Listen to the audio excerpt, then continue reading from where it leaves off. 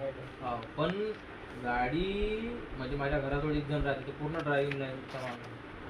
त्यानं फक्त गाडीची ट्रायल घेतली, गाडीची बॉडी चांगलीच आहे म्हणे नाही, आणि गाडीचं इंजनही म्हणजे त्यानं कसं केलं, 2 किलोमीटर गाडी फुल AC मध्ये घेऊन गेला. पूर्ण जेवढे दंड्या राहते गाडीच्या तेवढे तो टाकले त्यानं. आणि म्हणजे पूर्ण AC मध्ये गाडी चांगली पिकअप आहे म्हणजे गाडीचा, म्हणजे गाडी चांगली आहे म्हणजे इंजनच्या रिलेटेड काही प्रॉब्लेम नाही आहे म्हणे गाडी. धुवा गिवा काहीच नाही म्हणे पुण्याचा.